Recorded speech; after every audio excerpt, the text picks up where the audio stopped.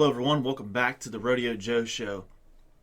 Today's episode, I'm basically just going to go in and cover the Heisman Trophy, winner Joe Burrow. Just my thoughts on that, and overall the rest of the finalists and how I feel about the overall event. I'm going to go in briefly and speak on behalf of the newest allegations, the Spygate 2.0 with New England.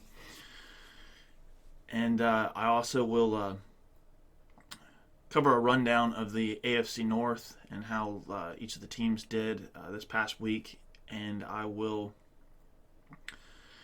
give a brief analysis on the current state of the teams in the AFC and the NFC fighting for playoff position, those that have clinched their spots.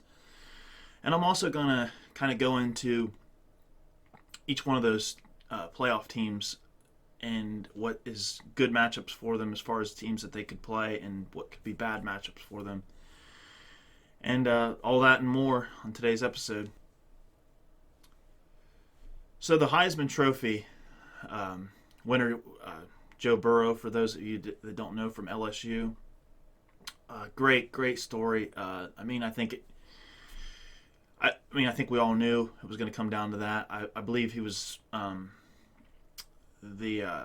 was the largest amount of first place votes of any winner since Troy Smith back in 2006, and rightfully so. I mean, we kind of knew at least a good month ago that, barring any crazy injuries or anything like that, that Joe would end up winning.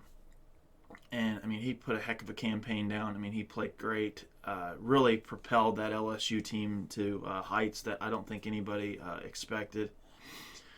And, just hats off to the kid. He's a southeastern Ohio product, from Athens County. I've had the privilege of watching him play a lot, and seeing him take his Athens high school team to the state championship, further on get recruited by Ohio State, and look like he's going to be the future of Ohio State. And obviously that didn't work out, but a lot of people are sitting here, people that aren't Ohio State fans or just people on the outside in general. And, they speculate, well, hey, look, Ohio State made a big mistake. And, I don't really see it that way. It was one of the slimmest margins in that QB battle. And I think I've heard Urban Meyer talk about it, and I think a lot of what really played into it was that, Haskins came in, during the Michigan game, and just played really well. Then he went into the offseason with Joe. Joe had a broken hand. He was supposed to be the backup, and Dwayne just took off. Threw for 50 touchdowns, a Big Ten record, so it's not like they really lost a whole lot. And, Joe went on to,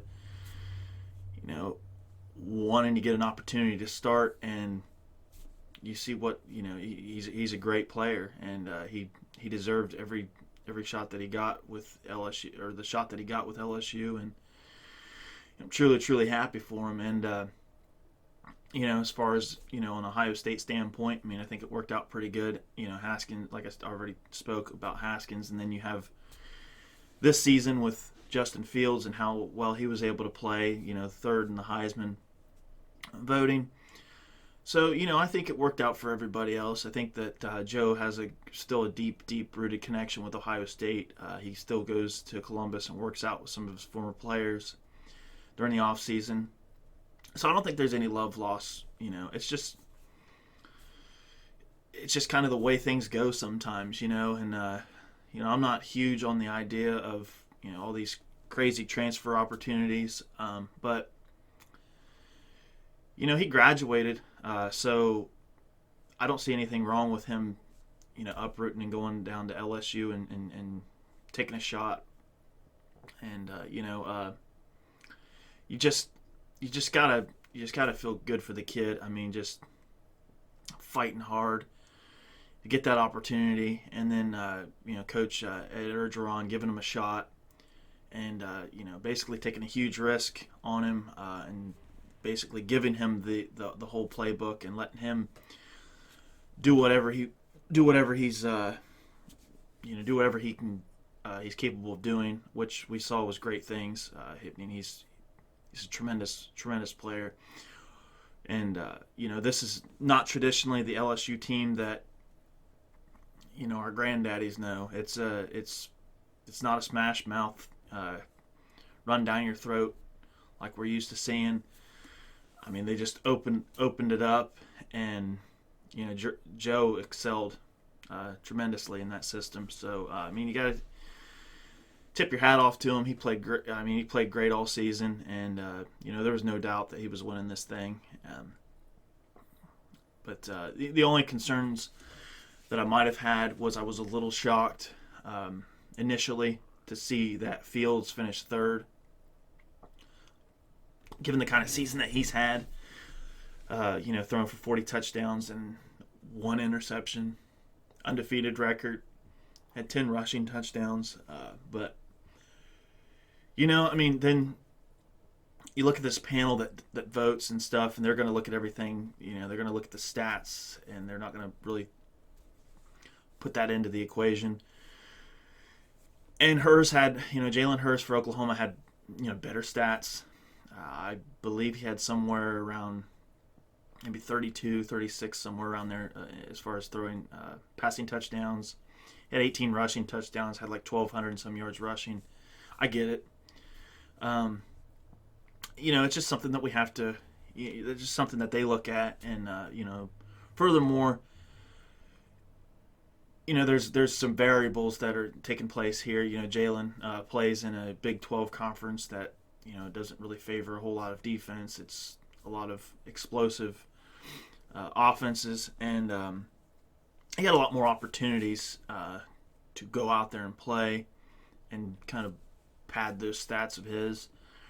Whereas Fields, played in a system where he's a very big piece of the offense, but he also, has one of Ohio State's greatest, backs that they've ever had in J.K. Dobbins, who shoulders a lot of the load as well. They have a very good balanced 1-2 punch between Fields and Dobbins, and and then furthermore the overall dominance that Ohio State played with the majority of the year. You saw Justin Fields sitting midway through the third, quarter in most games, and obviously he's not really going to get a whole lot of time to really elevate his stats given that. But hats off to all these finalists. There's also people thinking, well, why did Chase Young finish last? And my only take on that is Chase Young's the best player in college football right now. The amount of work that offenses have to do to tailor around him to try to take him out of the ball game is just unheard of, between double teaming, triple teaming, chipping off with the tight end. And even then, sometimes that's not enough. He still is disruptive and can get sacks, force fumbles. I mean, he's incredible. It's just, given he had he missed 2 games, and he had 16.5 sacks, which is incredible. You got to have a better year than that. You got to play a whole season, which is crazy to say because, he had a phenomenal year. But in order to beat these quarterbacks out that are throwing and for 3,000 plus yards and 40-some touchdowns or contributing to 40-some touchdowns, you have to, we even look when Charles Woodson won it as a defensive player. He made contributions in the kick return game, and and he was kind of everywhere. So you kind of have to have that in order to beat any quarterback in this very quarterback-driven football that we have nowadays. So I don't take anything away from what Chase was able to do. He had a phenomenal year, but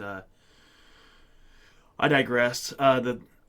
It's a great story for those who don't know, as far as with Joe Burrow and what he was able to do, given from where he's from.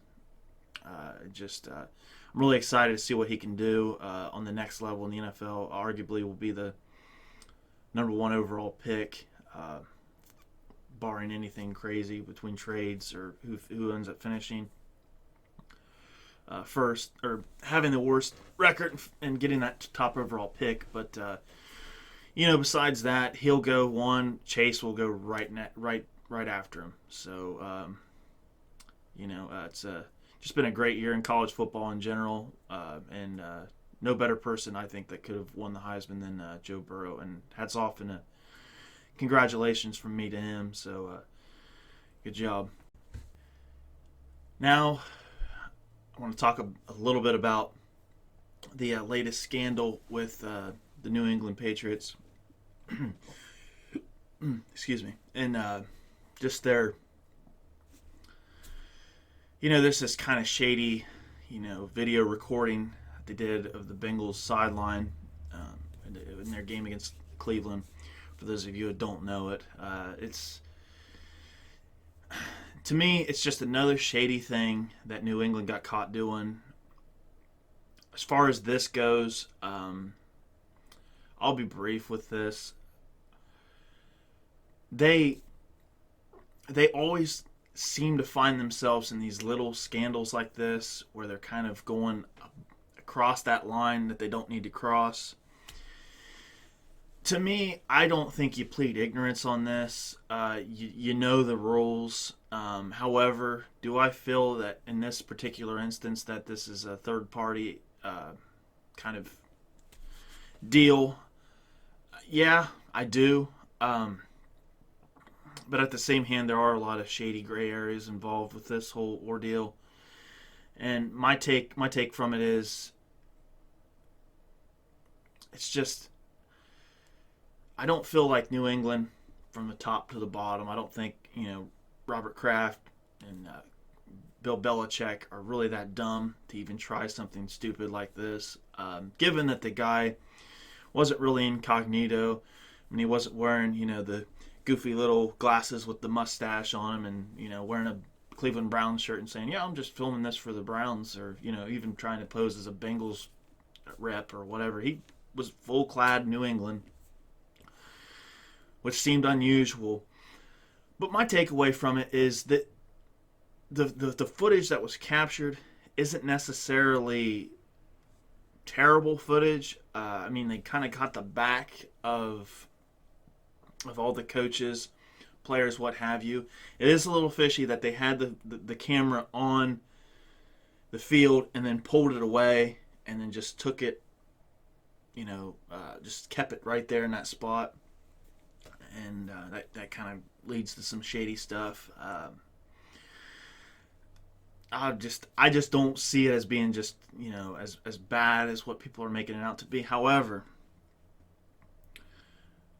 you only see just that brief little bit. The NFL is going to investigate. Hopefully they get the thing done with somewhat quick time.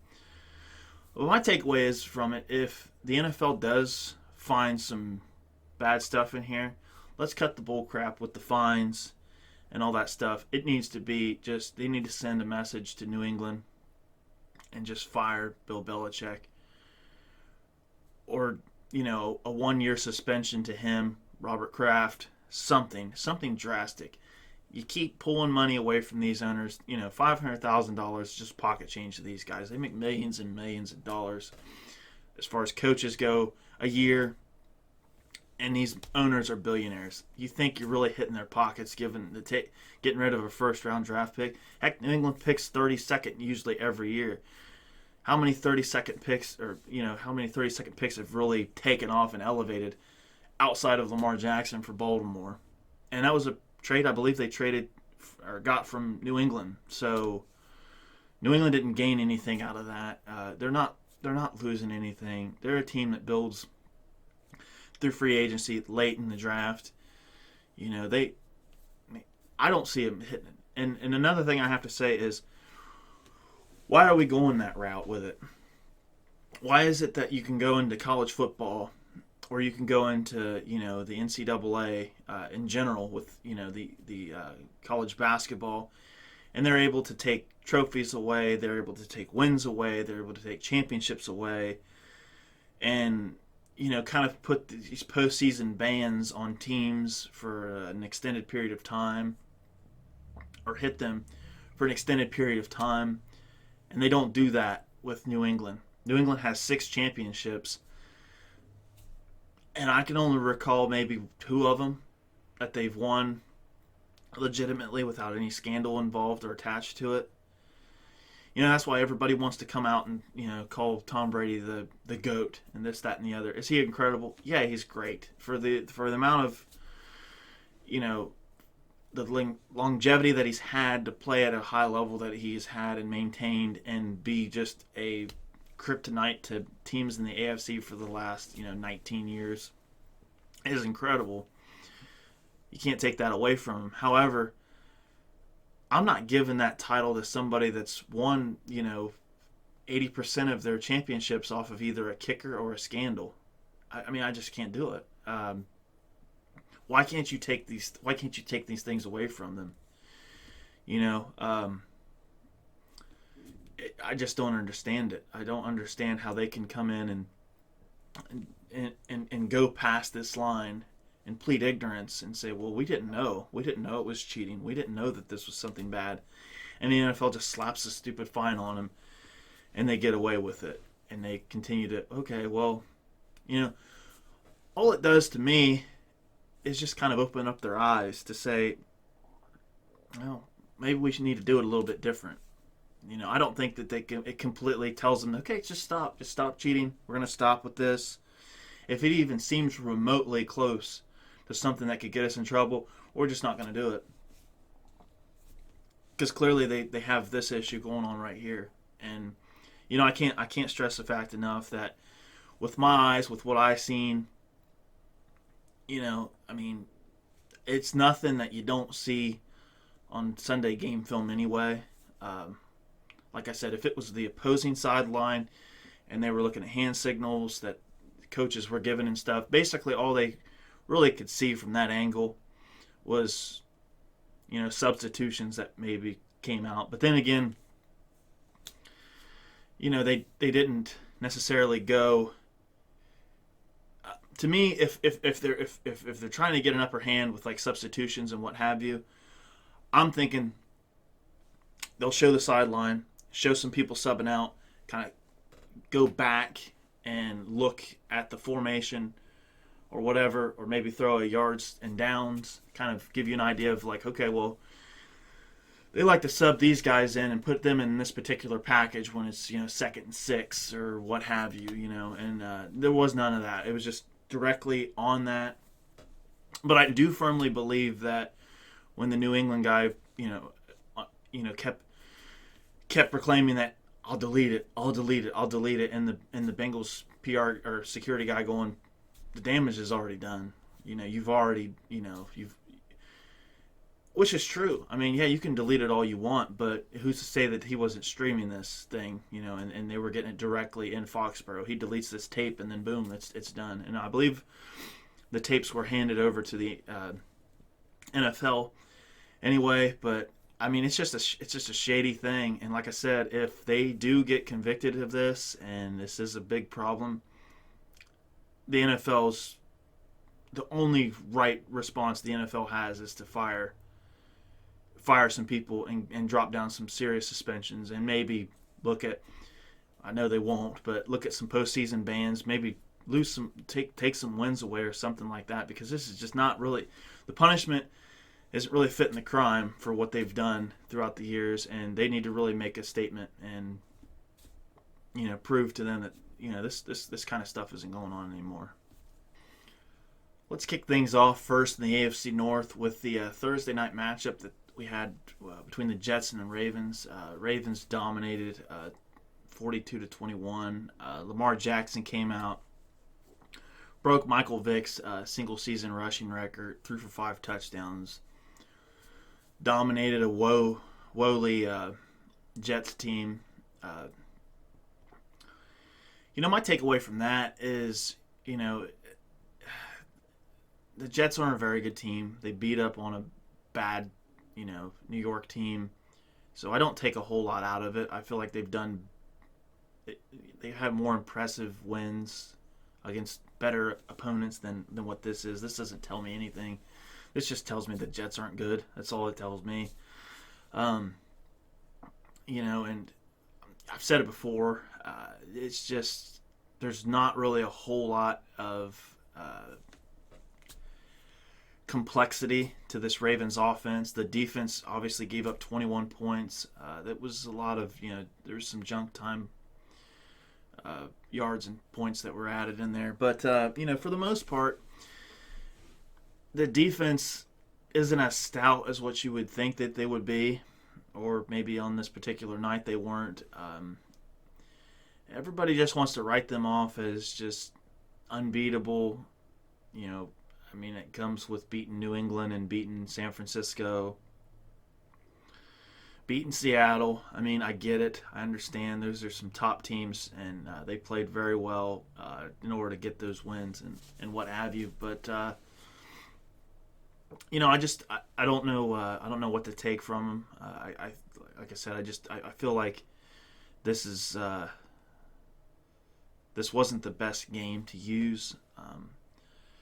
I pretty much think it cemented Lamar Jackson's case to be the MVP. There's nobody right now that's playing any better than that man is. Given what his stats are and what have you, and it really is a testament to. I'm not a huge fan of Baltimore and kind of the way they do things. I've made that very vocal. But there is one thing that I will take away from this. You got to tip your hats off to, the upper management and the coaching staff for taking a chance on Lamar Jackson and basically building this team around him and saying, hey, he's going to be our guy, and this is what we're going to do with him. We know what he can do. We know what tools he has. We're not going to try to change him. We're not going to try to make him somebody that we want him to be. We're going to make us the way, we're going to build ourselves, to benefit him, as in him benefit ourselves, and it all kind of will work out, and it has. It's just crazy to consider, the level of, growth that he's had from his first rookie season of, starting 7 games to what he's had a full slate of games this season, and there's been no fallout. He's elevated. I didn't predict this at all, that he would do what he's doing right now to the league. But on the same hand, he just seems like a wildcat to me. It's something that defenses are. Nobody's really picked up on it yet, but they will. I think this is something, especially. Some of these greater defensive teams that'll show up in the playoffs, they'll find a way to make him have to win them the game. I feel like, in his performances against Kansas City and Cleveland, they kind of fell behind, and they needed him to play catch up and put a lot on him. And when you do that, you kind of basically just set them up to be more one-dimensional than what they may appear. They're a very run-heavy team, obviously, but just the fact that they can run it, and when they have a lead, and you try to cheat on it, and they just dump some passes over the top to the tight end, and work those little routes across the middle and stuff. That works well, but when you're down by 10 points and you're going into the fourth quarter, and they're bringing it, like Kansas City was, they said, we're not going to really be able to stop you, but you ain't going to be able to stop us, and they weren't, and it was a shootout. And can Baltimore win a shootout? I think they can. It's just depending on the matchup that they have, and. But I just feel like this is a team that's going to be interesting to watch come postseason, because I I really don't think that they're really going to take off like everybody thinks that they are. I think they're having great success this regular season. I'm not going to take anything away from that. But outside of that, come playoff time, I think it's going to be a whole different monster for sure. Now it brings me to the game on Sunday, the 1 o'clock game with the Patriots and the Bengals. Really a tale of two halves. It's just crazy. The Bengals were with them right there, tit for tat. Actually maintained a first quarter lead on them and truly dominated them offensively. I mean, the stats speak for them. It's just, going into, I think it all started snowballing down when Alex Erickson botched that punt return, and New England jumped right on it and was able to go into halftime with a larger lead with the field goal that they were able to get, which Cincinnati had plenty of time. Had they caught the ball, the success they were having moving the ball, they could have easily came in and tied that game up. And then we have a different game going into the second half with Cincinnati opening up the second half, getting the ball. Like I said, it just comes down to the tales of two halves. I mean, I don't think I feel like New England in the second half was forcing them to throw because that first drive was pretty much entirely Joe Mixon and Giovanni Bernard. I believe Mixon had 70 some yards on that first drive, especially that huge run that he basically had on his own once the play kind of broke down, and he just took off down the sideline. Barring Alex Erickson holding on to the block a little bit more, he probably could have taken that to the house or a lot closer than what it was. But then like I said, New England went to shut it down and forced Dalton to throw, and Dalton is prone. And anybody that's like myself been a long time fan, unfortunately, we've seen him do that a lot with AJ Green. And I'm not taking anything away from Tyler Boyd. He's great. He's a great wide receiver, given the fact that he's basically had to be, there is no basically about it. He has had to be the number one guy all season, with AJ Green missing all of this season, and actually just recently came out and said that he will not play, and he's shutting it down for 19, which that should have been done 8 weeks ago, but I digress. I mean, he and AJ is, he's in a different class above Tyler Boyd, no offense to him, but I think we're all aware of that. And there's many times I wanted to throw the remote through the TV because he would sit there and force throws to a double-covered AJ and get it picked off.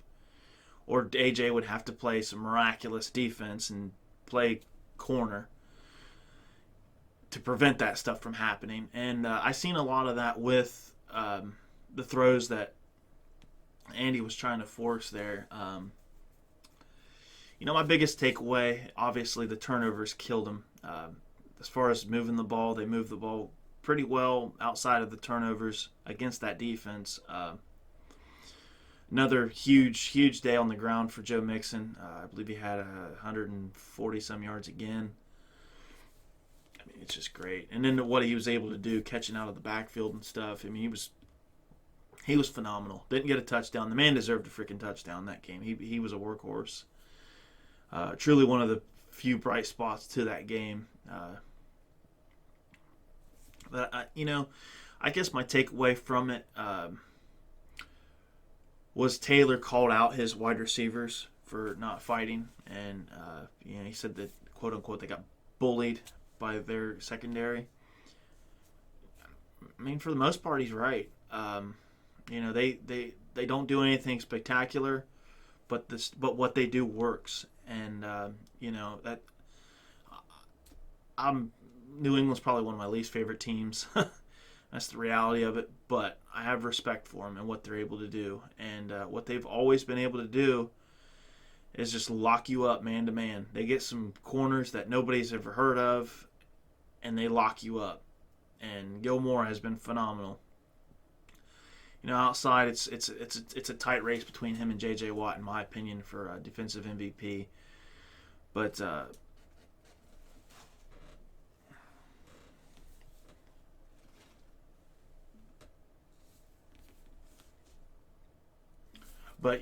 outside of that, I just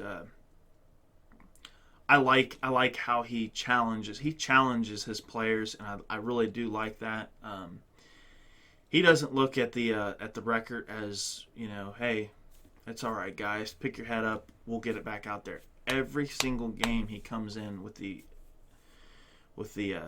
belief that they're going to win, and I like that. Too many times for too many years we've seen disappointing efforts from Cincinnati, and we've seen Marvin Lewis just, and the most blandest, post-game interview, and you can see that there's a fire behind Zach Taylor, and his players came out. He called out Tyler Boyd. If you put the season in a capsule, Tyler Boyd has been huge for this team, for given the fact that he's had to take on this role as a number one guy, and he's been great in the locker room. He hasn't been a distraction. He supported Ryan Finley when he was called to start. No backlash with him. He's just been a tremendous leader in the locker room and great. And given that, Taylor still called him out. He doesn't have favorites in the locker room. If you're not performing up to his expectations, he'll call you out on it. And I like that about him. And just that fight. I just really would like to see what this team would have been like had they been healthy. And, given obviously the most important piece to that, A.J. Green, a healthy A.J. Green, because this team has a lot of fight. And, I go into the offseason, we have 2 games left, but I go into the offseason with very high hopes. I'm very interested in seeing what can happen.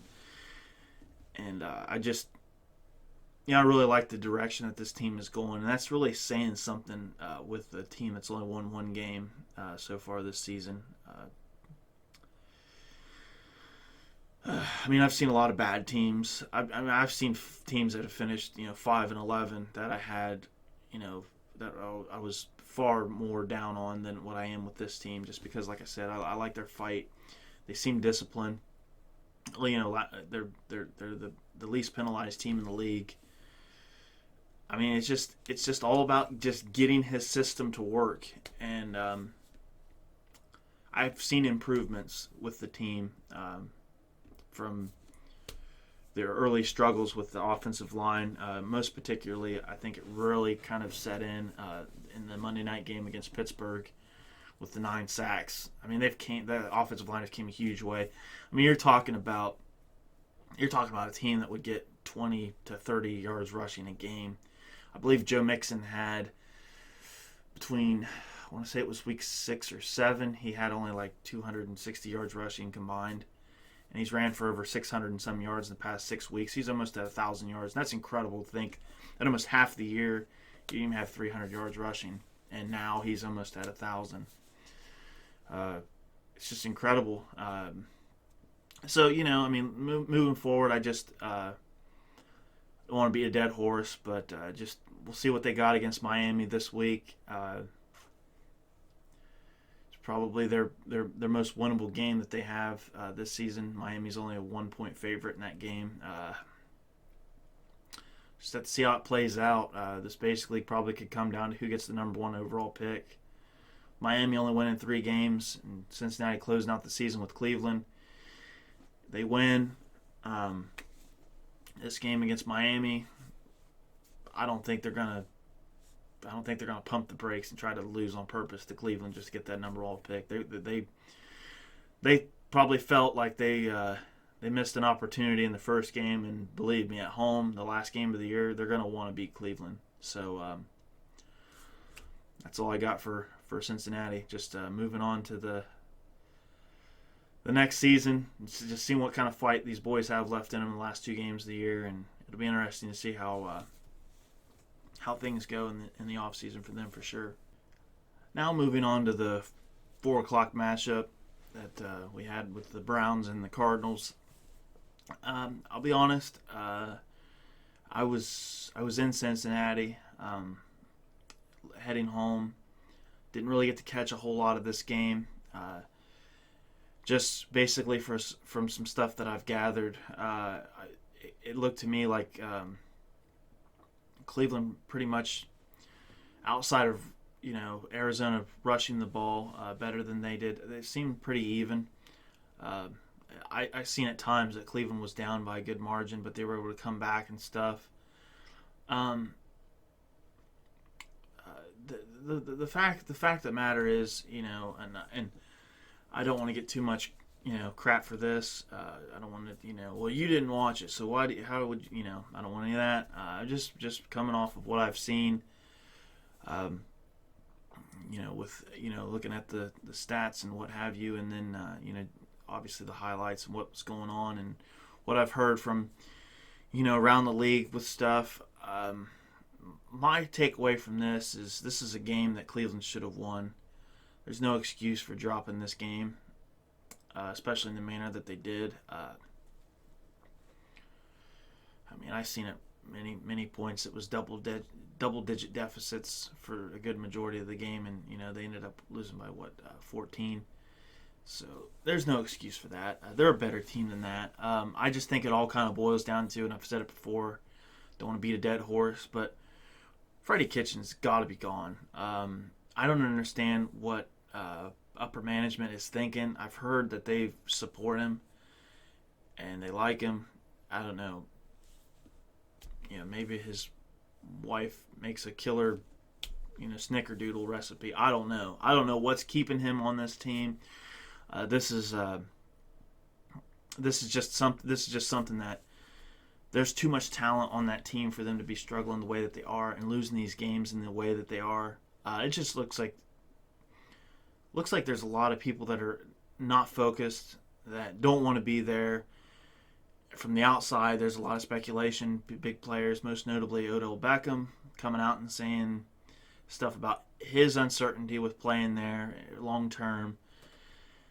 It's just, this is kind of what you get when you try to go after these big marquee free agent players and you don't develop your talent in the draft.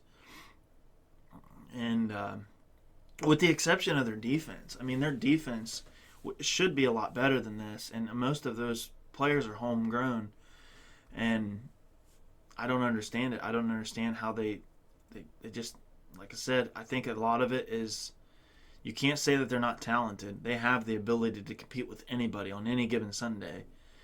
And, yeah, you can say that about any team in the league because it's the NFL, whatever, what have you. They're professionals. There's only a slim margin between the best team and the worst team. I've heard that a million times. But with this team, though, they're talented across the board. Would you, if you just, talent aside, if you had Nick Chubb, Kareem Hunt, Odell Beckham, Jarvis Landry, and David Njoku as a part of your offense, tell me you can't score at least 35 points a game with that team. Give me Aaron Rodgers and give me those weapons, and tell me he don't make that work. Tell me Dak Prescott doesn't make that work. Tom Brady would have a field day with that lineup. It's just, or Drew Brees. We see what he was able to do Monday night, but it's just that's kind of what can happen. An undisciplined, unbalanced locker room like that with characters that are more to themselves than the team. That's what will happen, and that's why I don't want a lot of the Browns faithful to come after me with their pitchforks and whatnot, but I wasn't high on them at the beginning of the season like everybody else was, because you have to prove that you can do it. Just because you have a great-looking team on paper doesn't mean it's going to translate to wins. You got to have that chemistry. You got to have that discipline. And first and foremost, the moment that they declared Freddie Kitchens as their head coach and the play caller, I was done. I said, okay. He's going to be a phenomenal head coach, and he'll win Coach of the Year if he's able to make this a 12-4 whatever team like they thought they were going to be. I mean, hands down. But he's obviously not. He's one of the biggest weaknesses behind that team. I think a lot of teams are seeing the limited ability that Baker has at times. With he's not the most athletic. He has a strong arm, but he can make some throws that are a little careless. He doesn't follow through with his progressions quite the way that you'd like him to. He shows a lot of immaturity, but that's to be expected. He is a young quarterback. I mean, it's his second year in the league, and he's on a very dysfunctional team. And I really feel like with what Cleveland has, I think he is the best piece moving forward for them. I think he deserves another year and a new head coach, a more accomplished, proven head coach. And I'm sure there's going to be some great candidates this offseason.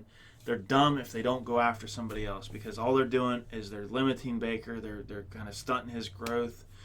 They're forcing some players to go this way, and they're going to be picking up these minimum salary guys, league minimum guys to play on these skill positions, because they're just going to be fed up. The players that are good now are going to leave and just be tired of this. I mean, it's one thing to be a bad team and have dysfunction and be in, say, Miami, because you got the nightlife. It's beautiful year round to be there. But you're in Cleveland, frickin' Ohio. We're in the the midst of 19, 15 degree days. Your team is doing bad, and all you got to look forward to outside of that is looking outside and seeing 3 feet of snow, as opposed to palm trees and beaches and all that comes with South Florida. I mean, come on. So I can see why they don't really enjoy being in Cleveland too much. It's just just like I said, it's just the problem with that team is a lot of me guys, and they need we guys in there. And I just think it starts with the head coach, and until they fix that problem, they're going to be very, very, very talented, and a team that you can never count out of any game. Like they played Baltimore this week. You can't count them out of that game. Will Baltimore win that game? I think they will, to clinch that home field advantage in the playoffs. They have something to play for, and they're a better built organization, a better built team, and they have a second-year quarterback just like Cleveland does, but they have a better head coach. They have a better GM. They have a better, Cleveland has more talent than Baltimore does, but Baltimore's obviously the better team, and they'll get the win this Sunday. And Cleveland's small chances for the playoffs were basically eliminated with Buffalo winning. And actually, I think the Buffalo win kind of helped them, but 6-8 playing Baltimore. Baltimore's not going to roll over and let you just have your way with them. They're going to take it to them. 6-9, you're not getting into the playoffs. That's a huge disappointment. Given all the hype that they've had going into this season, there's no way why you wouldn't just start a huge firing come, as the NFL calls it, Black Monday. Look for Kitchens to be gone. If he's not, sorry, Browns fans, but it's going to be another long year for you. And finally, as far as the AFC North goes, we had the Sunday night game with the Bills and Steelers. The Bills were able to pull off the win in a very, very sloppy game, which clinched their playoff chances. Steelers are still sitting at that 6th seed, but they've basically got to win the last 2 games to secure a spot. They control their own destiny for the most part. I believe they can still get in if, say, Tennessee loses. But they control their own destiny. And it'll be tough for them with that Week 17 matchup. For them, they're going to want to hope that Baltimore is going to sit most of their players so they can give themselves a chance. I don't want to say that you never want to not make the playoffs. If you're given a chance to make the playoffs, I mean, why wouldn't you want to? I mean, that's the ultimate goal next to winning the Super Bowl. Is giving your fans an extra game or two to cheer you on and and have something good to talk about around the water cooler. In January when most of us are going to be thinking about the draft. But the biggest thing is, I've said it before. Pittsburgh. There's a Jekyll and Hyde with this team, and it's at an exponential rate. It's that defense can take on the best that the NFL has to offer offensively, and they can hang tight with them. They can stand tough with them, and they will give you a fight. You will not walk out of Pittsburgh, or they will not walk out of your building without letting you know that they were there and they came to play. You will know that you played the Pittsburgh Steelers. That's a fact. However, their offense is just a huge downfall to this team. It's just so incredible, just the amount of talent and skill that the defense has and how well they've played. I mean, you can't take anything away from what they can do defensively. I'd put them right up. I mean, it's insane to consider them the top 5 defense that they are in most statistical categories, and the way they're able to force turnovers the way they do, and consider what they have lining up on the other side. Their other 11 that are on the other side. It's just crazy, and a testament to just how truly great that defense is. Because, I mean, if they had Roethlisberger and the whole, if they had Juju cooking and everybody else, Connor, relatively healthy, who knows what this team could have done, with how good this defense is playing. And maybe the defense plays kind of with their, it's all on me kind of mentality, and they know that they have to, play their best because their offense isn't going to give them a whole lot of opportunities to win. Maybe. But I don't know. I mean, I can see it going, the other way. I can see the offense just lighting it up and, getting on the defense saying, hey, guys, especially going into the off season. Like I said, Pittsburgh is without a doubt the one team. If I were a betting man, I say has the greatest odds against them to win a Super Bowl. I mean, they're the the biggest. It's the biggest mismatch for any team in the playoffs with them. I mean, it's just because of how their just offense is just not performing well, and it's really unfortunate. I've said it before. I don't want to beat on them too much because they've obviously took care of business against my team both times, but they're just so talented defensively, but they just can't get it going. They can't get an identity on offense. It's crazy to think, but I saw a stat that was talking about Delvin Hodges, or Duck, whatever you want to call him. His percentage passing is like, as far as completion percentage, it's like it's a crazy amount. It's like a 50-50 draw between short and deep.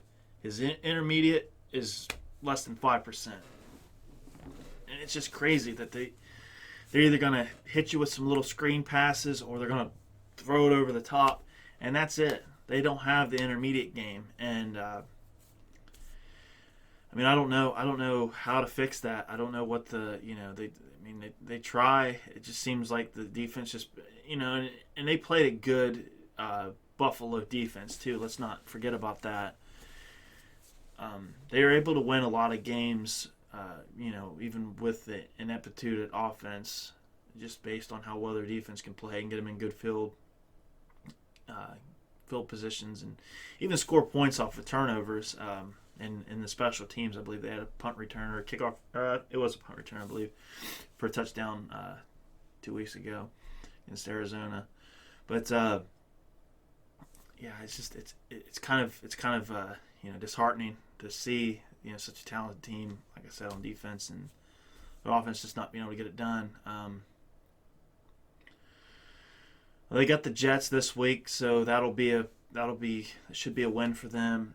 It'll be a dogfight like every game is, and then it opens it up to we'll see what happens with Baltimore and Cleveland this week, and it kind of shapes up that Week 17 matchup with them and Baltimore, and kind of see how that goes. And like I said, depending on if Baltimore has clinched a spot, how many of their players will play, they really have nothing to prove.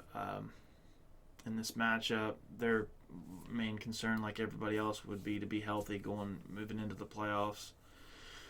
And like I said, we'll just have to kind of see how it goes. It's all going to be dictated, I think, in that Week 17 matchup. And do I think they'll get into the playoffs? I think they'll squeak in. I really do.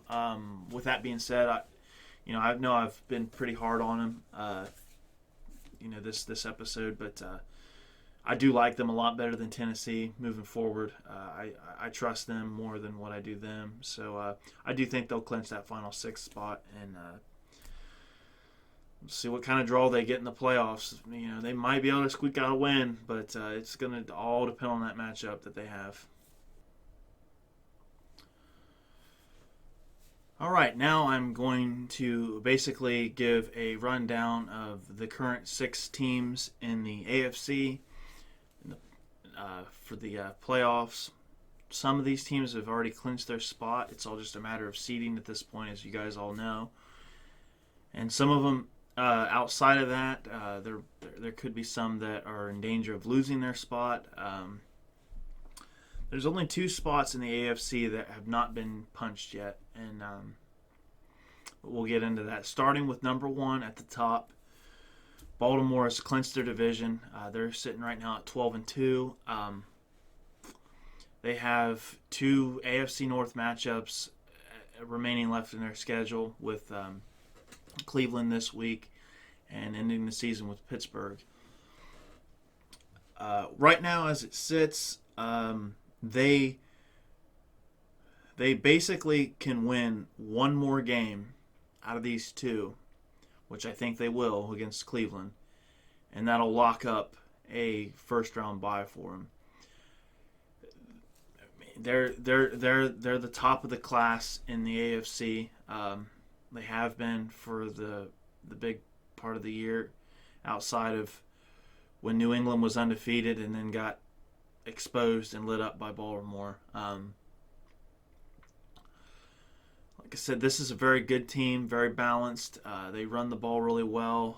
They're not going to light you up as far as the passing game goes, but having Lamar Jackson as a dual threat really kind of opens up a lot in the passing game. They'll be a very dangerous team, but something I'd like to do with this segment is also tell you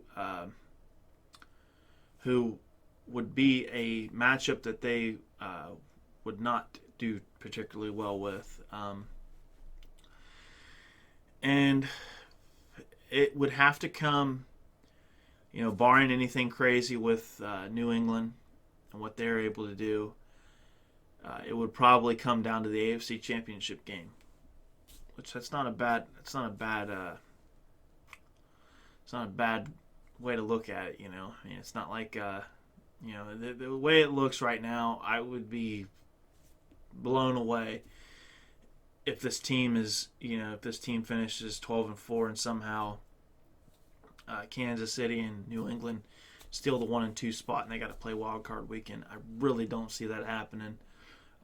They've played above and beyond what they were expected to do, so I feel like they've got a chip on their shoulder for many people that doubted them and said they would finish third in this division, that being the AFC North. But yeah, so their matchup that would, being a Baltimore guy that would scare me the most would be against Kansas City, because we saw them play earlier this season, and that would just be a tough matchup because of what if they have a healthy Patrick Mahomes. It's going to be a shootout. I don't think Baltimore has a very good answer for them defensively with what they're able to do. The blitz packages that they bring out, Kansas City seems to have an answer for it. I think that Baltimore has gotten a lot better since that first game between them, but it's not a very good matchup for them across the board. I really, really don't like it.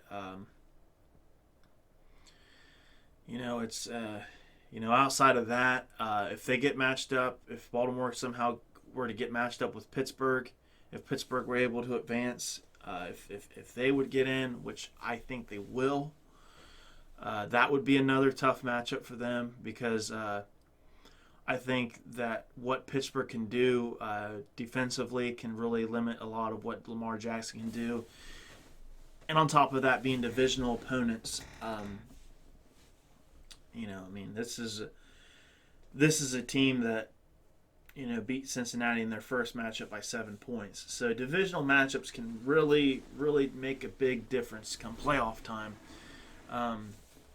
It's hard to beat the same team twice. It's really tough to beat the same team 3 times in one season. So, that's kind of my takeaway. A wild card is New England. New England is a team that you never want to sleep on come playoff time.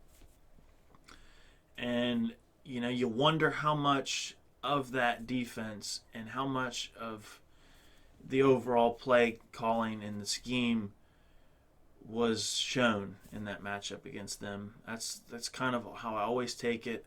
New England too many times in some of their Super Bowl runs, and I actually saw an Undisputed episode the other day where James Harrison was talking about the 2004 matchup with them in Pittsburgh and how they just dominated them in the regular season, and then come playoff time. Now, granted, he was also speaking on behalf of the Spygate and stuff like that, so there was that little element involved in his banner, but just saying how it was completely different, how he checked out of a lot of their blitzes and this, that, and the other, and I think it's like 85% of their blitzes. But anyway, I'm rambling on about that. What I'm trying to say is that New England is going to be a different team come playoff time, and you've seen the matchup that they had with Kansas City last year in the,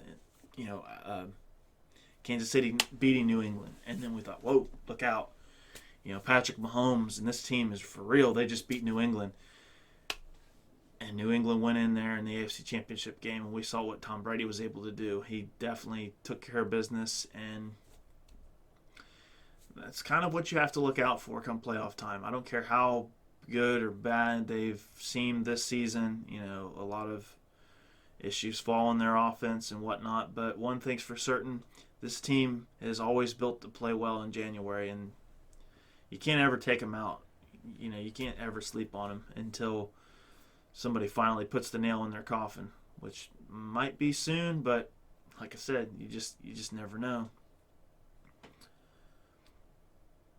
And speaking of New England, they sit right now at that number 2 spot, and at 11-3. They got a Saturday night game this week with Buffalo, and I believe they end the season with the Jets. Regardless, it's either the Jets or the Dolphins, but I'm pretty sure it's the Jets. So I look for that Buffalo game to be really, really good. I think that's a good test to see what New England really can do. See if they're for real. See if they're, because, you look at their 3 losses, they've really, they've lost to, division leaders. I mean, as bad as everybody wants to write them off for, their 3 losses have came to Buffalo, Houston, and to Kansas City. So it's not like they've got a bad loss on their record like Baltimore does with Cleveland. I just it's hard to really project how this team is going to do because, like I said, they're not your typical New England Patriots. They're not dominating anybody at the line of scrimmage like they typically can do. Brady, I had the chance to see him personally play on Sunday, and he missed a lot of throws. He made a lot of good ones too. He reminded you of why he's Tom Brady and why everybody's so high on him. But I've seen a lot of times he had hardly any pressure to a wide open receiver, missed through him. It wasn't a very windy day at all. I'm not going to blame the elements. It was just bad throws, and it's kind of uncharacteristic from Tom Brady to see that. And it was very much a factor in that game early on. So maybe this is the time.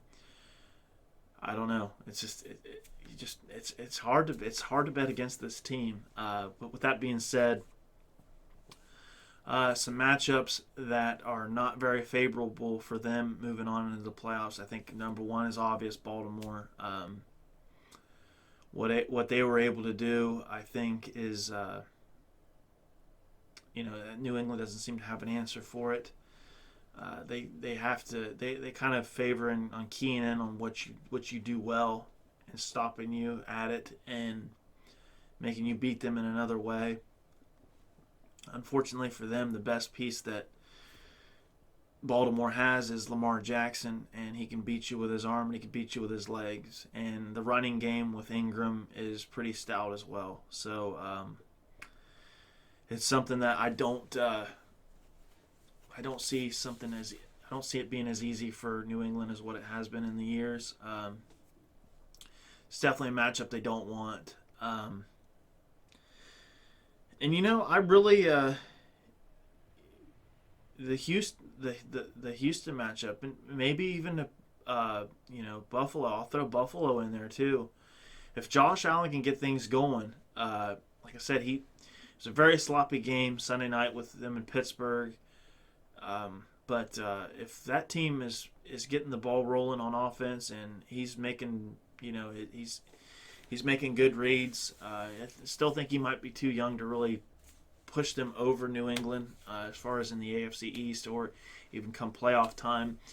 But Houston and Buffalo are kind of that wild card that could come in and shake things up. But outside of that, it's like I said, it's really hard to bet against this team. But I think that if there's any year to do it, this is the year to do it because they're not quite as talented as what they have been in previous years. Moving on to that third spot at Kansas City at 10-4. They also clinched their spot into in the playoffs. They won the AFC West. They have a Sunday night matchup with the Bears, and then they end the season at home with the Chargers. It's all a matter of just seeding at this point. I think they can beat Chicago, and obviously I think they can beat LA as well. It just all kind of just depends on how things shake up. mean, if you know for a fact that you're going to be locked into that 3 spot, then what's the point? What's the point of risking injury and stuff? So as far as that goes, I think they'll remain right there at that 3 spot. And then moving forward, there's really not much you can say. They just really need to stay healthy. I think that if they can stay healthy, they got the tools to be able to throw it against anybody. They've seemed like they've gotten a lot better from where they were at the beginning of the season. I know Mahomes had his struggles early. I think you credit a lot of that to the injury that he sustained. But they seem like they're playing some of their best ball right now. But outside of that, if I look for a bad matchup for them, they get that 3 spot. They're looking at a Pittsburgh team. That's a team that very easily could knock them off. They don't match up very well with them. Pittsburgh with their blitz packages and that defense they have. The only concern that I would have as far as Pittsburgh goes is having the offense to be able to keep Kansas City's offense off the field and be able to score some points and not settle for field goals. Because in the past, this defense in playoff time, or Pittsburgh's defense has failed them against Kansas City. But Kansas City, this is not a good matchup for them at all. Historically speaking, Pittsburgh's had the upper hand on them here in recent memory. But like I said, it's probably one of the tougher matchups for them. New England is a tough one for them because, like I said, they had the opportunity in that game to just put their foot down and just run away with the game, and they were unable to do that. New England just kept coming back and just making it interesting and actually making it come down to the wire. Don't expect that same luck to happen in New England. They've got tape on you. They know what to do. They've played this. If they did play them again, this would be the 4th time in 2 years. It's a very dangerous team in January, as they're all aware of. So I look for those 2 teams to be some scary matchups for them. I think as far as Buffalo goes, they're just not. They don't have it enough on offense to be able to shut down Kansas City, or to be able to keep up with Kansas City. So yeah, it just comes down to New England and Pittsburgh. Like, that could be an opening round loss for Kansas City. Really, it could if everything works out good for Pittsburgh, barring that Pittsburgh makes the playoffs. But I think that they will. And then we have the 4th-seeded Texans. They're sitting there at 9-4 or 9-5. Pardon. And then they end the season with the Buccaneers, and then the Titans at home. Very fitting. I think they'll beat Tampa Bay. Put them at 10 wins. If the Titans are able to win this week, that'll put them at 9. That'll make for probably the Sunday night game in Week 17. That'll be the division winner. And barring what happens with Pittsburgh, if both of these teams keep winning, that being the Titans and the Texans, Pittsburgh's out the door. The loser will sit down there at the 6th spot. I really do like Houston a lot better than Tennessee.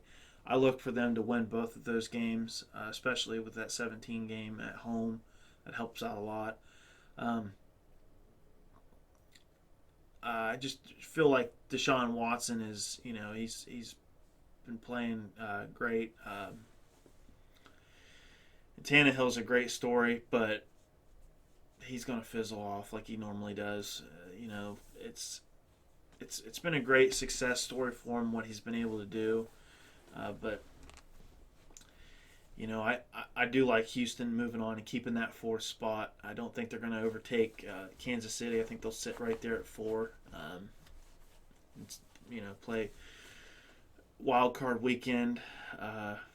Looking for the way it sits them and the Bills. I think as far as tough matchups for them going into the postseason, Kansas City all the way. They have the makings to just kind of make it a shootout, and I know Deshaun Watson is going to bring it, and it'll make for an exciting game. But I like Kansas City in that. I also would be a little worried playing Pittsburgh if I were them, with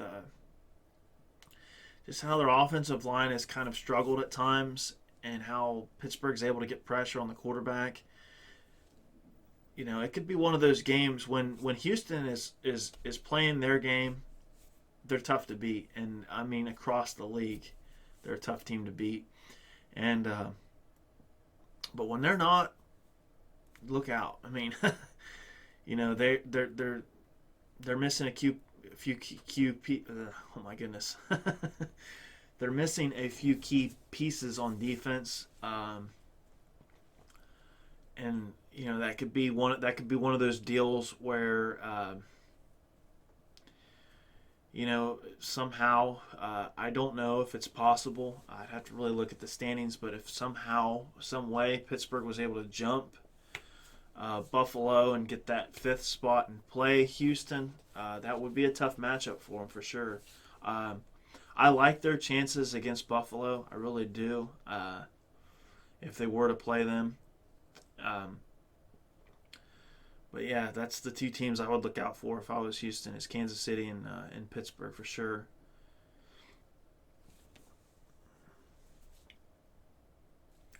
Now we got the 2 wild card teams. We'll start first with Buffalo. They secured their spot. Like I said before, the 2 teams that haven't yet is the Texans and the Steelers. So Buffalo fans, you can cheer. Eat all the hot wings you want. Your team's in the playoffs, no matter what. So it's really been a great story for them, what they've been able to do defensively. Josh Allen has games where he looks like he's going to be great and he will be the future of Buffalo, but he also has a tendency to make some bad throws and costly, turnovers and stuff like that. It's just he's a young quarterback. I think he's a year or 2 off from really propelling the team to, chase a Lombardi. But truly a great team. Really enjoyed watching them this season. Their remaining schedule, they have New England next week. It's like I've said before, it's a Saturday night game. I believe they end the season with, let's see, they got the Jets. They end the season with the Jets. So really nothing that they can, they're really not losing anything where they sit right now. Maybe look for them to probably sit out a couple key people or people that have been battling an injury bug this season, and just from that moment on, just kind of maybe treating it somewhat like a third preseason game. Maybe the first team is in there for the first half, and there's really nothing else that they have to play for, and they want to play. They want to be healthy. They played New England the first game, their first matchup, pretty banged up, and it didn't work out very well for them. And they have the ability to jump New England and get that. Potentially they could have that second spot if they were able to win the East, but I don't see it happening. I don't like their chances against New England. And, if that were to happen, that basically solidifies them right there at that 5 spot for the most part. So, it's tough. If they're able to beat New England, then I don't know how it'll settle as far as the tiebreaker goes. I think it might favor. It's hard to say. They're both 7-3 in the conference, except New England's 4-0 in the division. Buffalo's 3-1. Obviously, they lost to New England, so I don't know how that will shake up. I don't know how all those scenarios completely work out, but you'd have to, just kind of just see how things play out in this week, and if they're able to beat New England, then that definitely changes things up a lot for them. But I will say that if they are able to beat New England, let's say for some crazy reason, they're able to somehow maintain that second seed in the AFC. They're the weakest team in the playoffs with that high of a seeding in both conferences. They've played great ball. They've really, I hate to say this because they've had such a great season, but they've kind of more or less chomped at the lack of competition that they've had to really face this season. That's one of those deals in the NFL. I mean, that's what makes it so great is, however you finish, that's who you're going to get matched up with next season is the people that finish the same as you did. So you're generally going to have more competition that way. I mean, obviously you're going to have to play 4 teams from one division in each conference. But outside of that, outside of playing your 6 divisional games, as you all know, those are the other 2 games that are factored in. And I really don't feel like they've played the toughest of competition. The tough teams that they have played, they've generally lost to. But this is still a great team.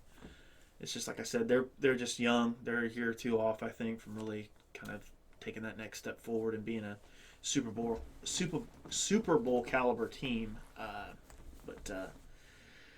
Yeah, great story for them. But then you sit right there at 6, Pittsburgh.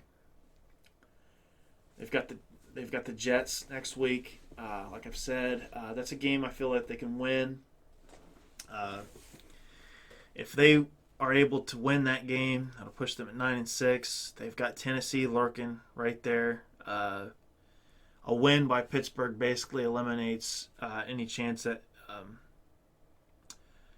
Cleveland, Oakland, or Indianapolis. I believe, yes, that would be the only team. So a win by Pittsburgh this week would eliminate those 3 teams altogether. They wouldn't have a shot. So then it all comes down to what's going to take place with Tennessee. Tennessee sits right now. Obviously, they played I said earlier that they played the Texans the last week of the year. But they play the Saints. That's their next game. I mean, I don't like their chances in that game at all. So I mean, it still opens up the door. At them being they move them to 8-7. If they're able to squeak out a win against the Texans, put them at 9-7. I believe Pittsburgh has the tiebreaker. Barring them losing to Baltimore. So this is going to be a very interesting week. Me personally, I feel like all the tickets will be punched this week. As far as the playoffs go in the AFC, NFC is a different monster, but we'll get into that a little bit later. But Pittsburgh. That's the team I look to make it into that 6th seed, and some tough matchups for them. Obviously, New England, first and foremost, they haven't figured out a way to get past them in quite some time. They haven't had any real success against them outside of, I I believe they beat them last season in the regular season. But outside of that, historically, Tom Brady usually has Pittsburgh's number. That's a tough team for him to play. Obviously, Baltimore, a tough team for them to play as well. Being divisional opponents and what have you. And those are the two teams I'm looking at right now. Outside of that, we saw what happened with them in Buffalo. It was a very ugly game, but it could have went either way. Both teams played their hearts out, but it was just some very sloppy, good defense, but very sloppy offense with all the turnovers and stuff. They can compete with Houston. I've said that'd be a tough matchup for Houston. And then Kansas City, they can take it to Kansas City, I'm sure. They need the offense to play a lot better, but defensively, I think they can hang tough with them. But outside of that, Baltimore and New England will be two of the toughest matchups for them, and who I don't think they would want to see moving forward. But yeah, like I said, outside of that, really looking at it, Tennessee has the best chance. I don't like any of the other teams. I don't like Cleveland. I don't like Indy. I don't like Oakland. I don't think any of those teams are gonna. They're gonna basically hope that Pittsburgh loses out and Tennessee loses out, and even then, I don't even know if they have a chance. With that being said, but I like Pittsburgh in that 6th spot. I see Tennessee losing and losing that opportunity for them to get that sixth seed. So I don't see anything changed in this with this playoff seeding right now as it sits, and I look for Houston and Pittsburgh to lock in their spots this week. All right, now I'd like to get into the NFC playoffs and kind of give a matchup that each one of these teams, maybe a couple teams that anybody in this any of these top 6 would not want to see in the playoffs. Starting right at the top, we got Seattle. They've clinched their number 1. Got the tiebreaker over San Francisco with the head-to-head. I mentioned earlier, I believe I said something about the Titans and the Texans on potentially being the Sunday night flexed game, which for those of you who don't know, they like to flex in, if they can, a potential divisional championship game there, like a divisional. Yeah, I guess that would be how you would say that. But anyway, I'd like to step back on that statement that I made. This team right here, Seattle. If Seattle and San Francisco both win this week, they'll both share the same record. They play each other. Seattle plays the Niners at home for the last game of Week 17 for the divisional crown. And that ultimately, what does it mean? It means one team has the first overall seed in the NFC, has the home field advantage, and the other team is 5th seed and plays the wild card weekend. Huge, huge implications. So, without a doubt, I'm looking at the schedule right here, and the way it's kind of set up, it's looking like that could be very much what happens. Seattle has played phenomenal with what Russell Wilson has done. Had a guy by the name of Lamar Jackson not existed this season and done what he's done, there's no doubt that Russell Wilson would be the MVP in my opinion. Just what they've been able to do. They've, for the most part, I think to me, they've kind of just flown under the radar with how sneaky good they've been. Because everybody's had their eyes on San Francisco all season, with them being the last remaining undefeated team when then eventually Seattle beat them and knocked them off those undefeated ranks and let people in Miami start pumping champagne. Outside of that, you really haven't heard a whole lot out of them, and where are they sitting right now? They're the number one team in the NFC. I like them. I like what they're able to do. I think that I think moving forward, as far as this NFC playoff goes, this is loaded. I mean, this conference is loaded. Truly, probably the cream of the crop in the NFL. There's no doubt about it. Just from what they've been able to do. And with that being said, another thing that I truly look at in this conference over the AFC is the amount of teams that are good, that are only a game away from whoever's above them or obviously beneath them, and how home field advantage really plays a big toll in how well this team would perform in January. And Seattle is that team. I look at Seattle being a completely different team if they have home field advantage, whereas if they're sitting there at that fifth spot. Their remaining schedule, they have both of their games at home. I mean, you couldn't ask for anything better than that. I mean, granted, they're divisional games, but that's about 90% of the NFL and how they're doing it. I love it. I love ending the season with divisional opponents. It just makes for this time of the year. I mean, look what we got.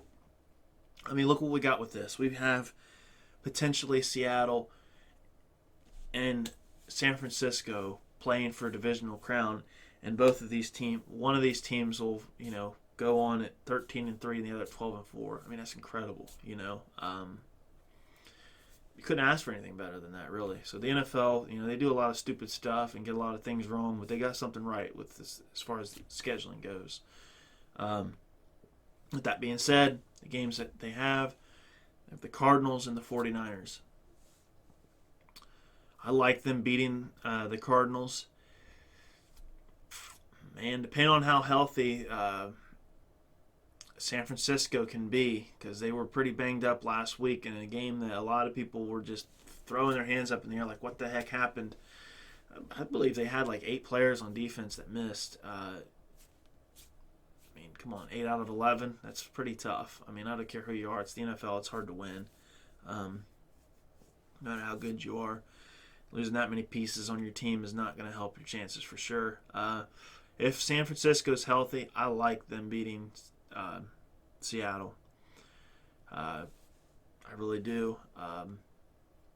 But they're going to be both of those teams are going to be scary good going into the playoffs. And then looking at it, who's a tough matchup for them starts right there, San Francisco. That's a tough matchup for them. Obviously, divisional opponent. You can't. There's really nothing more you can say to that. Just how well they play each other, or how well they know each other and play against each other so frequently makes for a very tough game. Outside of that, another tough matchup I think for them is definitely the Saints. Coming in with Drew Brees, their best chance in that is getting that home field advantage. If they don't and they have to play, which as it sits right now, they're the 3, so they would probably not have to worry about playing them unless they face them in the NFC Championship game.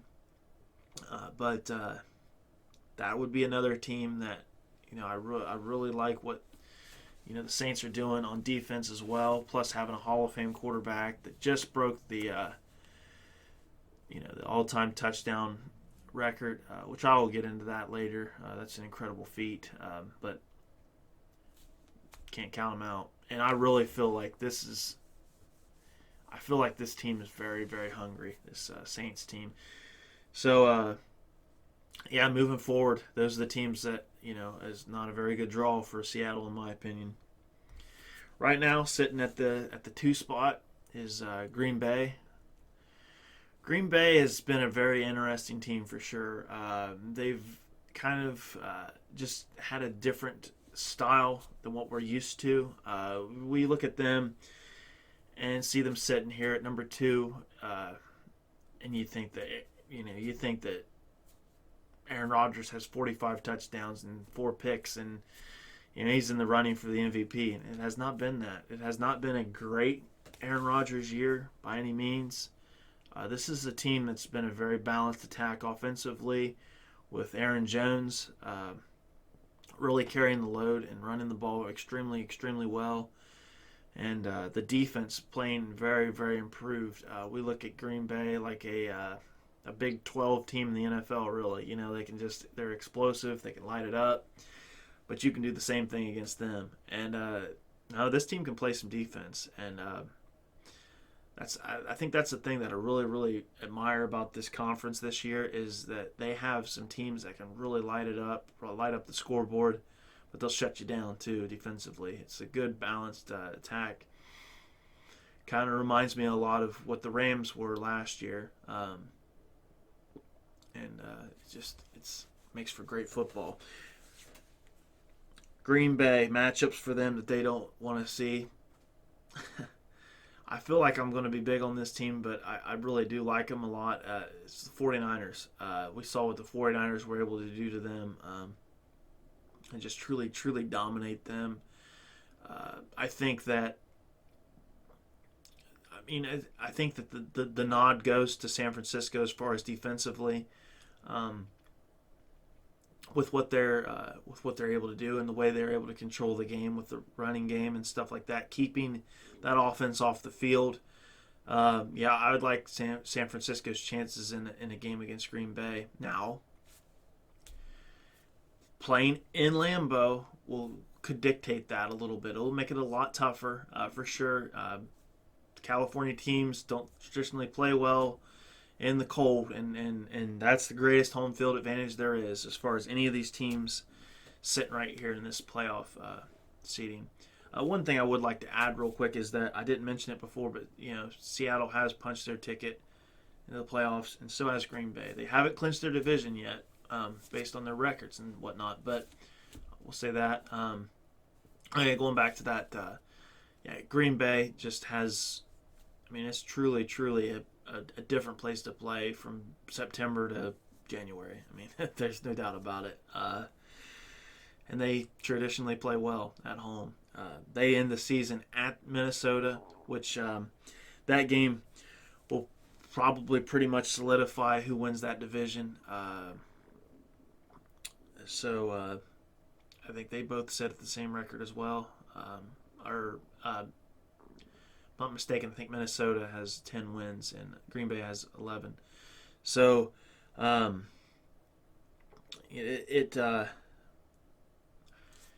it'll all come down to that, I think, and just what Green Bay is able to do. I do think Green Bay is able to hold off Minnesota and win that game. Then they will end the season. They'll end the season with Detroit, and that all comes down to basically what's going to happen in that matchup and how playoff seeding works. If obviously we all know that if there's nothing that can be changed, then there's no reason to play any of the big starters or what have you. But as I'm looking at it now, Green Bay is sitting at 11-3 and 10-4 for Minnesota. So I like Green Bay. Sitting there at that, securing that spot. They seem to have it a little bit easier. I don't know. It's just the tiebreaker is something else. How they have it against the Saints, I have no idea. But I look for them to beat Minnesota and then beat Detroit and kind of hold ground on that second spot. I don't think, obviously that would put them at 13-3, and I don't see either Seattle or San Francisco losing this week, so they won't jump to that first overall home field advantage spot. Moving on to that third spot with New Orleans, they're sitting right there at the 11-3. They were the first team to actually clinch the playoff berth in the whole NFL. most notably to that weak AFC South that they play in. But they end the season at Tennessee and home to Carolina. So, I like their chances, obviously, in both of those games. And like I said, this all comes down to what happens in the Green Bay game, whether or not they can jump them and get that second seed or not. Will kind of dictate how they overall finish in the season or what have you. Going into some tough, what I feel are tough matchups for New Orleans. San Francisco. I mean, I've been on San Francisco for the last 3 teams, but I mean, they've been truly dominant. And the teams, with the exception of this Atlanta team that just beat them, their games have came down to the wire. They've lost their other 2 games to the number 1 team in the AFC, the number 1 team in the NFC by less than 10 points. I mean, you can't really. Where is the negative that you can put on that? You really can't. So, with that being said, both teams in the the NFC West, with the 49ers and what they're able to do defensively, and they run the ball really well. They can, they can keep Drew Brees and company off the field. We saw how much of an exciting game that was when they played earlier a few weeks back in New Orleans. Mind you, a very, very tough place to play. It very much seemed like a playoff atmosphere, that game did. And it did not disappoint. In Seattle, like I said, Seattle's a tough matchup. They're not quite as strong defensively as what San Francisco is. They don't run the ball quite as good as San Francisco does, but they do enough to maintain control and time of possession. And they have an elite quarterback. That will be the biggest thing downfall-wise for San Francisco, which I'm not even there to them yet, but I will get to them eventually. But Russell Wilson against Drew Brees, that would be a heck of a matchup. And it all comes down to where the game would be played. As it stands right now, if they were to play, I think you would look at them as playing in the NFC Championship game. There'd be no other way around that. So, depending on where it's played, really can dictate who would win that game. And I think it would be a very, very good game, very tough game for New Orleans. Then we have the 4th seed, Dallas. You have this 11-3, 11-3, 11-3, and then 7-7 right there. I've spoken on this before. I'm not going to beat a dead horse. This is just a nauseating topic that doesn't need to be spoke about. But they're representing the NFC East currently, so their record doesn't matter. And I do like that format, so let's just kill that right now. As it sits, they got to play at Philadelphia and home to Washington. It all comes down to that in the East. They share the same record with Philadelphia. I don't see them losing to Philadelphia. I think they really, really took a step forward with the way they dominated the Rams this past Sunday, and so I look for them to be, motivated. I look for them to pick up the win.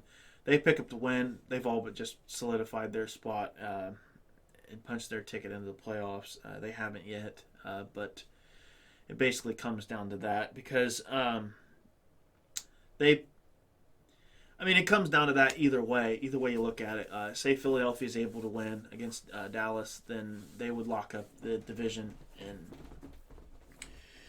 Dallas ends the season with Washington. Philadelphia ends it with the Giants. So both of those teams don't have a shot at beating either Dallas or Philadelphia. So, like I said, it all comes down to this game. It'll be a very, very good game, and it'll all but lock up that 4th spot. And moving forward, Dallas, as much as they've underperformed to expectations this season from what they were last year. Matchups that they do not want. They don't want Green Bay again. They don't want anybody anybody that's a fan of Dallas. I know for a fact they don't want to see Aaron Rodgers. They're pretty much sick of him. Yeah, the Green Bay matchup is tough. We saw what they were able to do to them, and if I'm not mistaken, I believe they did play them in Dallas too, and still weren't able to win. The scoreboard makes the game look a lot closer than what it was, but Green Bay ran away with the game. I believe at one point it was like 31-10. Dallas made it interesting there at the end, but it's definitely a team they don't want to see again. They haven't had any success in recent memory with them in the playoffs. And then another team they don't want is they don't want the Saints. Drew Brees can work that same magic too, especially with all things considered. If they were to match up with any of those teams, they're looking at if they advance in the playoffs, which that's a big if. But if they did, they would most definitely be on the road for the rest of the playoffs. Obviously, so you don't want to play in New Orleans. You definitely don't want to play at Green Bay. If you couldn't beat them at home in the regular season, and I know they're playing a lot better now, but you don't want to play them on that frozen tundra. Like I said, yeah, that's the toughest matchups I think for those two, or for Dallas. Sorry, get my words all mixed up here. Sitting at that fifth seed, I don't really need to say too much because it's kind of a combined effort here, is the 49ers. Even in losing to Atlanta, they clinched a playoff spot. It's just all a matter of division. And like I said earlier, between either them playing, being the fifth seed, or them being the number one seed. With that being said, this team can be truly dominant and have their way with anybody in the league, Baltimore included. They're truly talented. It all falls on Jimmy Garoppolo, and he's played improved ball. They don't quite run the ball as well as they did earlier in the season, which is kind of surprising. You kind of look for them to take that step further as we get into more players getting worn down from the beating that the NFL season has and takes on them. But with that being said, Garoppolo is taken over and playing a lot better than he was earlier in the season. But he's got to play a little bit better. I mean, we need him to be elite if you want him to go up there and compete with these Russell Wilsons, the Drew Brees, the Aaron Rodgers. These guys have been there, proven, won Super Bowls. If you want to take that next step and be in that conversation of hosting a Lombardi Trophy, you got to be able to compete with these guys and better them. But with that being said, those a matchup that they don't want, two teams, I spoke on it, I don't need to speak on it anymore, is Seattle. But outside of that is definitely the Saints. The Saints gave them everything they could handle and then some. And if they're banged up at all and they can't get healthy, they got no chance against either one of those teams. That's just the reality of it. If you can't beat Atlanta at home, banged up, what makes you think you'll beat those two teams on the road? It's not going to happen. This is one thing I will point out here, is that I'm looking at the teams here, and you got Seattle, great home field advantage. Green Bay, great home field advantage. New Orleans, great home field advantage. Dallas, we ain't worried about them. San Francisco has lost two out of their three losses have been at home. So their home field advantage is not a factor at all. So if you're a 49ers fan and your team somehow manages to slip in that Week 17 match, they could slip against against the Rams this week. I mean, you never know. The Rams got something to play for. I don't see it happening, but anything can happen in the NFL. But if you're sitting there at that 5th seed, I ain't worried about it. You played your best ball outside of Levi Stadium. So I mean, it's kind of one of those deals, and it's really odd that you would think that, but these other teams outside of the Saints, who play in a dome, they play in inclement weather that can affect a game. With the Seahawks and the Packers. So maybe you want home field advantage so you don't have to play in that familiar area. But as far as you having an edge over, say, a Seahawks team or whoever, because you're playing at Levi Stadium, I don't see anybody that would be afraid to play in 75-degree weather in California, in the middle of January. So maybe you just get home field advantage for self-defense. But, like I said, 2 out of their 3 losses this season has came at home. So they play good ball outside of San Francisco. So that is something that's really good. But, playing New Orleans again, that would be very, very tough. Because they gave San Francisco everything they had and then some. And it came down to basically a moronic face mask call and kill dragging 3 Rams players for 20 yards and putting them in field goal range to win the game. They won by 3 points. So, I mean, I just can't get over how great these matchups look. And Dallas, you are in trouble having that fourth. If you manage to get that 4th seed and happen to face either one of these monsters in the West, whether it be Seattle or the 49ers. It's not going to be good. Then lastly, we have Minnesota sitting there at the 6th spot at a 10-4 record. The other team, with the exception of the Eagles, they're sitting at 7-7. So whoever wins, this week, more or less, will punch their ticket as far as for the NFC East is concerned.